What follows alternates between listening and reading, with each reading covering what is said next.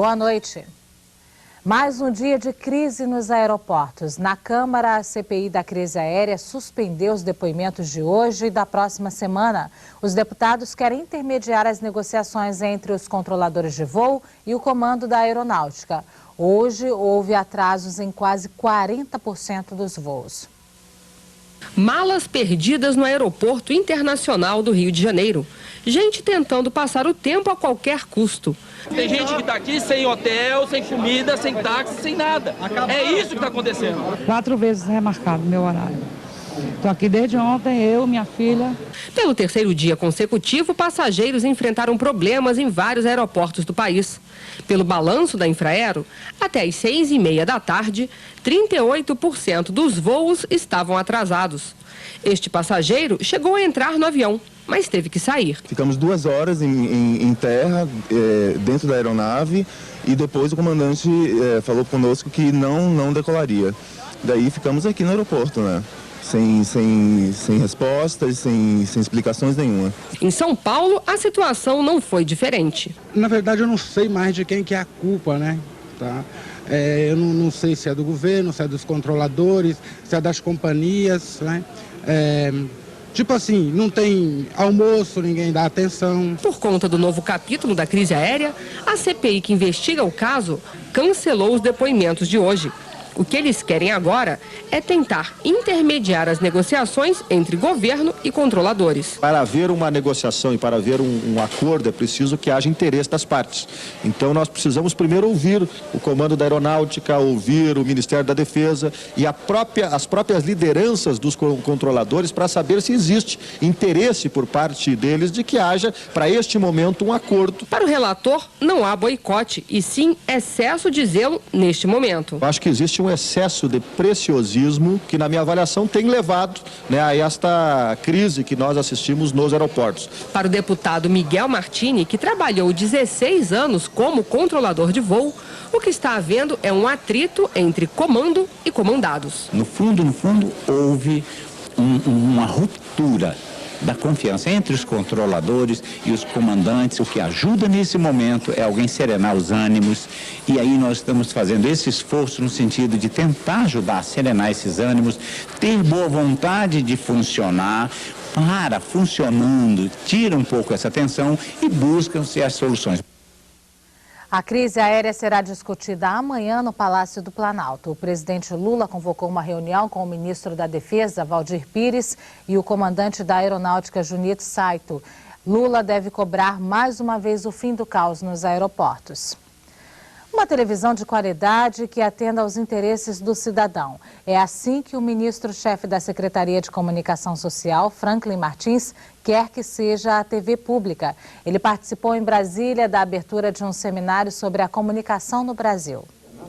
As discussões do primeiro dia de seminário foram sobre o acesso da população brasileira a programas de qualidade. É o momento agora que nós começamos a discutir com mais profundidade quais são os desafios que nós temos para a comunicação social, como ter um controle social, como fazer com que haja uma participação popular, como fazer que haja esse respeito à diversidade de opiniões, à pluralidade cultural. A criação da TV pública também foi discutida.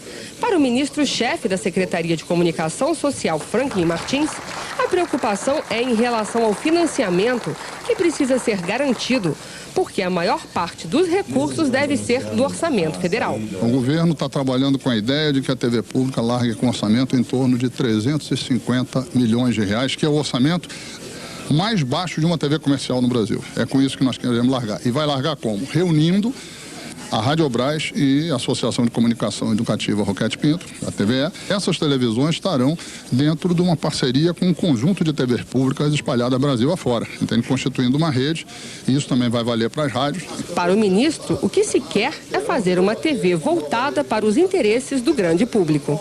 O que nós queremos é uma empresa, uma TV, não só uma TV pública, mas uma rádio pública que faça uma comunicação pública de um modo geral, que tenha entretenimento, que tenha cultura, que não se movimente pela lógica comercial e nem pela lógica estatal, mas procure debater, aprofundar, criticar, inovar, fazer uma porção de coisas que hoje em dia a gente não vê na televisão brasileira e que existem em todos os países sérios do mundo. O presidente George Bush responsabiliza o Brasil e a Índia pelo novo fracasso das negociações da rodada de Doha para a liberalização do comércio. O encontro reuniu Brasil, Estados Unidos, União Europeia e Índia.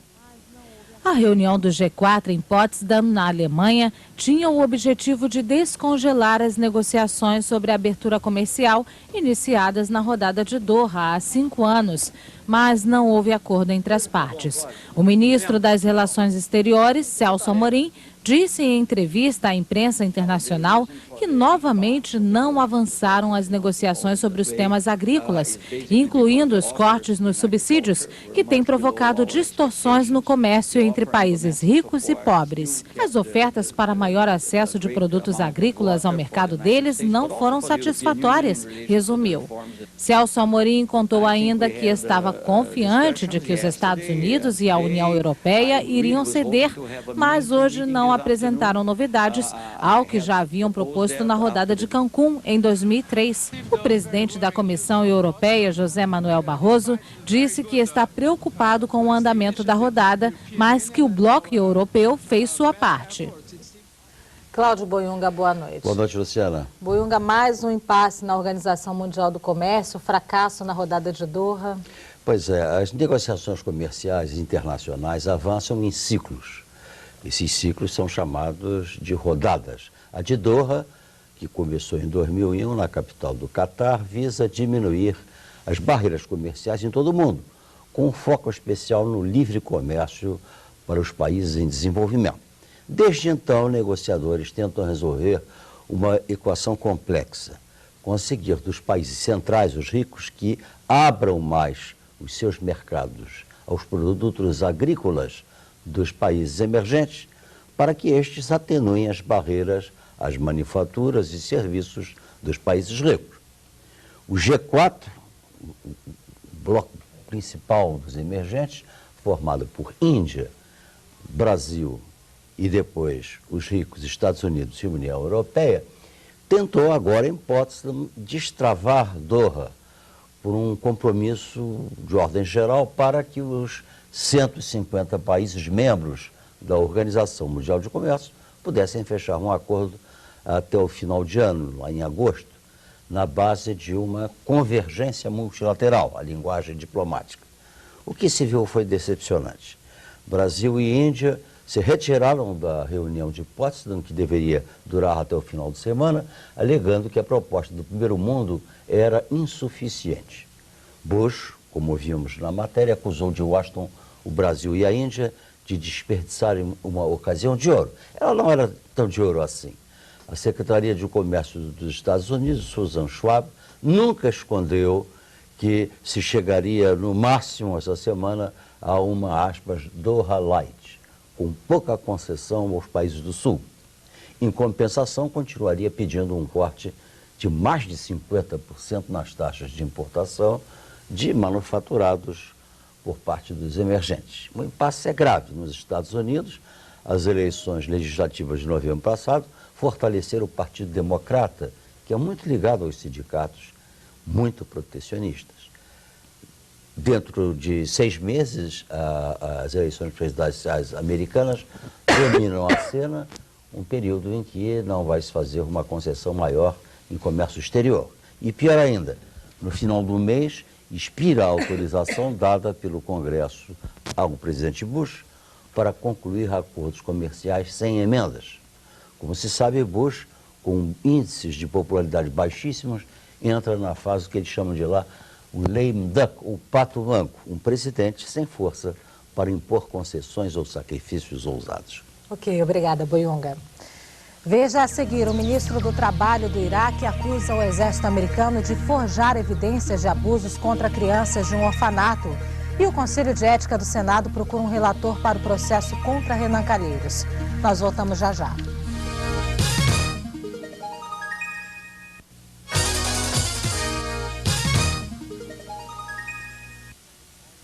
Manobra para evitar briga no Conselho de Ética. Os senadores já pensam em nomear até 3 relatores para substituir o senador Wellington Salgado, que abandonou o cargo ontem.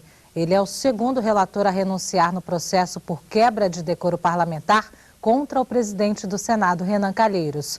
O primeiro a deixar o posto foi o senador Epitácio Cafeteira, que alegou problemas de saúde. Procuram-se relatores. Depois de 2 senadores, ambos do PMDB, terem desistido de relatar o processo disciplinar contra o senador Renan Calheiros, o presidente do Conselho de Ética admite agora que está difícil convencer um dos colegas a assumir a tarefa. Seria muito importante que todos avaliassem para que a gente possa, até o final do dia de hoje, se não tiver nenhum entendimento, vamos fazer durante a sexta-feira, no sábado, no domingo. Importante que a gente possa chegar na semana que vem com este assunto devidamente entendido e resolvido. Os parlamentares do PSOL pressionaram hoje o senador Cibá Machado. O partido é autor do pedido de investigação contra Renan e acusa os aliados do presidente do Senado de tentarem atropelar as investigações. A manobra teria o objetivo de absolver Renan da denúncia de que a empreiteira Mendes Júnior pagava as contas pessoais dele. Todos os procedimentos adotados caminhavam no sentido de postergar, de não realizar com a devida profundidade a investigação proposta. Por isso, esses atropelos procedimentais que nós estamos assistindo. Eu não consigo enxergar manobra protelatória no sentido de encontrarmos um relator que possa conduzir os procedimentos da investigação. É incoerente, eu acho, que da parte do PSOL. O PSOL voltou a defender o afastamento de Renan do cargo até a conclusão das investigações. O PSOL afirma que é incompatível com a lisura desse processo disciplinar e com a tranquilidade do Congresso Nacional a permanência do presidente Renan à frente do Senado e do Congresso enquanto durarem as investigações. Mas a resposta veio pelo próprio Renan. Eu não permitirei que leve o Senado Federal a uma crise institucional. Eu não arredarei o pé. Diante do impasse, o presidente do Conselho de Ética, senador Cibá Machado, já cogita adotar uma solução alternativa e pouco usual aqui no Senado. A indicação de 3 senadores para a relatoria do processo contra o presidente do Senado. Eu acho que 3 trabalhando cada um, né, pegando uma tarefa, sempre é mais produtivo, né? Pode se produzir mais do que apenas um relator. A Bolsa de Valores de São Paulo fechou em alta de 1,16% nesta quinta-feira. O dólar caiu e está valendo R$ 1,91. O consumo de produtos orgânicos no Brasil cresceu 30% este ano, mas especialistas afirmam que o desenvolvimento do setor poderia ser ainda maior se a lei dos orgânicos já estivesse regulamentada. A maioria dos produtos orgânicos tem 70% das vendas voltadas para exportação. Por ano, cerca de 10 mil toneladas de orgânicos brasileiros são vendidas para a Europa e Estados Unidos. O faturamento chega a 25 milhões de reais. Banana, feijão e batata doce estão entre os produtos mais exportados. Mas este ano, o mercado interno já cresceu 30% comparado a 2006. A estimativa da Associação Brasileira de Supermercados é de que as vendas dos orgânicos superem R$1 bilhão. Este xarope de guaraná orgânico foi lançado há um ano. O mercado interno consome 70% do que é fabricado. O restante é vendido para a Alemanha, Canadá e Angola. Nos últimos 6 meses, a produção dobrou. Um exemplo de como o mercado de orgânicos está crescendo. É um mercado claramente em expansão, tanto no Brasil como no exterior. No exterior ele largou na frente. No Brasil isso também está aumentando. Há pouco tempo os próprios supermercados declararam que vão aumentar mais ainda a oferta de produtos orgânicos. Estão tratando os fornecedores de forma diferenciada, porque o consumidor está cada vez mais a fim de consumir produtos orgânicos. No Brasil existe uma lei específica para os orgânicos, com o objetivo de padronizar e fiscalizar o setor. Mas ainda falta um decreto de regulamentação. Só depois disso, a legislação será colocada em prática. O Brasil é um país de dimensões continentais e cada estado tem suas particularidades. A lei já existe há algum tempo, o que se espera agora é que o decreto de regulamentação seja publicado para o Ministério possa começar a fiscalizar. E esse decreto está sendo feito com ampla consulta à sociedade, por isso essa demora. Para esta especialista, o setor poderia estar ainda mais desenvolvido se a lei estivesse regulamentada. Ela diz que o principal problema é a certificação dos produtos, que hoje é feita por empresas particulares. O Brasil precisa, como os Estados Unidos, por exemplo, uma regulamentação que diga isto são nossas leis, esses são nossos estándares, essas é a maneira que um produto orgânico é conforme a regulamentação brasileira. Eu certifico que este produto é orgânico. Eu, Ministério da Agricultura, e o governo brasileiro. Ao não ter isto, o consumidor é confundido. A maneira que vê a uma certificadora é bastante diferente da maneira que vê a outra certificadora. O Exército americano resgata 24 crianças maltratadas de um orfanato em Bagdá. Os militares ocuparam o orfanato de Al-Hanan no último dia 10, depois de receberem denúncias de que as crianças sofriam maus tratos. Os meninos de 3 a 15 anos apresentavam sinais de desnutrição e foram encontrados nus e aprisionados em quartos sem janelas. Algumas crianças estavam amarradas quando foram libertadas pelos militares americanos. O orfanato era mantido pelo Ministério do Trabalho e Serviço Social do Iraque. O ministro Mahmoud Hadi negou as denúncias e acusou o exército americano de forjar as evidências de abuso. Enquanto isso, em Sulaiman Bek, no norte de Bagdá, um atentado terrorista matou 18 pessoas. Um caminhão-bomba atingiu um prédio da prefeitura. 76 pessoas ficaram feridas no ataque. Veja a seguir, cientistas vão investigar o misterioso desaparecimento de um lago na Patagônia chilena e as vantagens de se comprar medicamentos fracionados. Nós voltamos em instantes.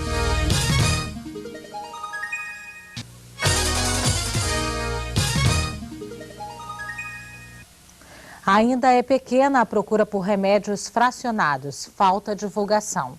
Poucos laboratórios e farmácias vendem o produto. A maioria da população nem sabe o que é e desconhece as vantagens de se comprar medicamentos fracionados, entre elas a economia. Os remédios fracionados acabam saindo mais barato para o consumidor porque ele só compra a quantidade necessária. Além disso, inibem o uso descontrolado da medicação e evitam a estocagem em casa. Mas muita gente desconhece esses benefícios. Não quero falar não. Não tenho conhecimento, né? Gostaria de ter, né? Rosemary precisou comprar remédio para a mãe, um tratamento de 2 meses. Não sabia que poderia levar 4 caixas e completar com os remédios fracionados. Eu acho ótima ideia, porque a gente pode assim, economizar, não haver o desperdício de remédio também. Muitas das vezes fica na casa da gente, a gente acaba jogando fora. Os gerentes de farmácia dão uma dica que pode auxiliar na divulgação dos medicamentos fracionados. Na hora da prescrição, o médico pode colocar a quantidade de comprimidos além da quantidade de caixas. Tem medicamentos que só tem uma apresentação, mas alguns medicamentos controlados seria bom o médico ter essa informação, passar ao paciente, colocar a quantidade de dias, né, a posologia, para que a gente possa fazer essa conta aqui no balcão. Segundo a Agência Nacional de Vigilância Sanitária, 135 medicamentos possuem a opção de fracionamento. Nesta farmácia, só 8 são comercializados, segundo a farmacêutica, por causa da baixa procura. Está faltando divulgação, então assim, conforme a população vem procurar os medicamentos fracionados, a gente faz a compra dos laboratórios. Como não está tendo procura, a gente tem pouco medicamento fracionado. A comercialização dos medicamentos fracionados é questionada pelo presidente do Sindicato da Indústria de Produtos Farmacêuticos do Rio de Janeiro. O fracionamento é inviável na farmácia. A abertura da caixa, violar a caixa, o remédio perderá a segurança, pode ganhar umidade, pode dissolver-se, pode mudar o prazo de validade. Então, a possibilidade de abrir o medicamento para a venda é muito pouco provável. O governo federal reconhece que há problema na comercialização e que falta divulgação.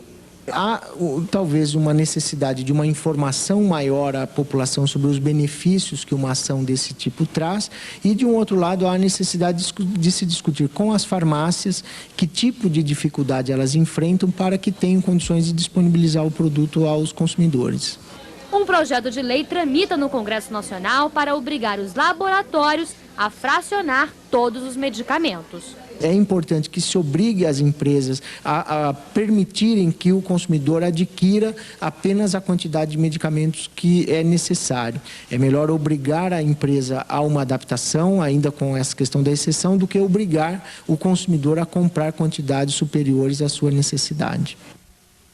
Já se foi o tempo em que a aposentadoria era sinônimo de descanso. Hoje, muitos que já deram a sua contribuição para aumentar a riqueza do país marcam um encontro com a saúde diariamente e assumem com muita disposição e todas as letras que são da terceira idade. Alegria para quem chegou com disposição à terceira idade. Essas senhoras se reúnem 3 vezes por semana para botar a conversa em dia e os músculos em forma. Elas descobriram que qualidade de vida pode ser adquirida com um pouquinho de força. Dona Úrsula procurou a musculação para se livrar de uma doença muito comum na terceira idade. Osteoporose, que é a maior indicação para tratamento de osteoporose é a musculação e o cálcio, evidente. Tanto que eu aumentei 1,5 kg, mas estou exatamente com as mesmas medidas, o que significa que eu ganhei massa óssea e muscular. Musculação versus terceira idade. Parece uma incoerência, mas não é. Hoje em dia tem muitos trabalhos científicos voltados para isso e cada vez mais se chega à conclusão que é o exercício mais indicado para o idoso. E foi o que apresentou o estudo do Instituto Buck de Pesquisa do Envelhecimento, da Califórnia. Com o passar do tempo, o corpo começa a sofrer modificações importantes, como perda da força e da resistência, além da massa óssea, acúmulo de gordura e fraqueza nos ligamentos e tendões. O estudo mostra que o exercício de musculação realizado pelo menos 2 vezes por semana ativa a energia das células, melhorando a saúde e revertendo o envelhecimento muscular. Dos 25 anos aos 50, a perda de massa muscular geralmente fica em torno de 10%. A partir dos 50 anos, essa perda já fica em torno de 30%. Há uma aceleração muito grande. E quando se começa a fazer musculação, esse processo reverte. E esse percentual cai muito, cai aos parâmetros de 25, 50 anos. Qualquer pessoa pode se beneficiar. Tem algumas contraindicações, pessoas, por exemplo, com infecções agudas, problemas de enfisema pulmonar, casos de varizes. A prevenção ainda é a melhor escolha. Isso é o que o SESI vem desenvolvendo no programa para a terceira idade. Só no Rio de Janeiro, são 2.500 pessoas dispostas a ter uma qualidade de vida melhor. Eu estava muito assim, caída, compreende? Agora eu tenho ânimo, eu vou para a cozinha com a maior alegria. Eu tinha pavor de fazer comida. Agora vou com a maior alegria, com a maior disposição. Porque você tendo disposição, tudo você faz bem, né?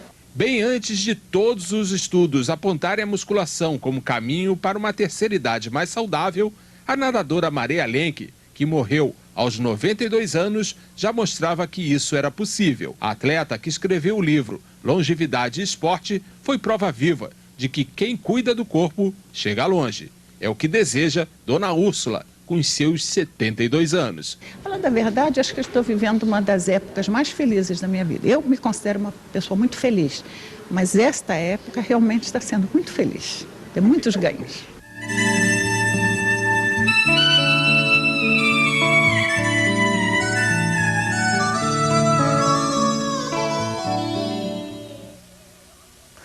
O governo chileno contrata cientistas para desvendar o estranho mistério do lago que desapareceu na Patagônia. O lago ficava no Parque Nacional de Magalhães, na Patagônia chilena. Em um mês, toda a água desapareceu de uma área de 50 mil metros quadrados, o equivalente a 10 campos oficiais de futebol. O rio que alimentava o lago virou apenas um fio de água. Tudo o que restou foram blocos de gelo no fundo do lago, diz o diretor do Departamento Florestal do Chile. Os cientistas acreditam que um forte terremoto que afetou o sul do país tenha aberto um buraco na terra que drenou toda a água. Veja agora como vai ficar o tempo aqui no Brasil na primeira sexta-feira do inverno.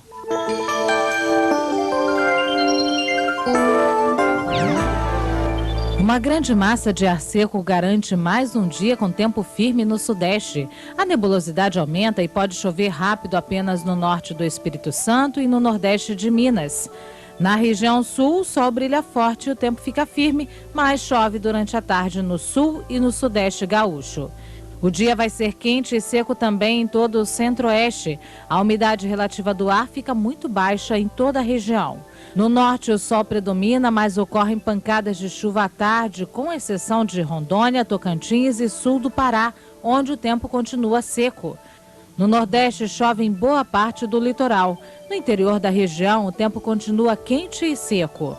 Mínima de 7 graus em Curitiba, máxima de 35 em Teresina. Uma boa noite e até amanhã.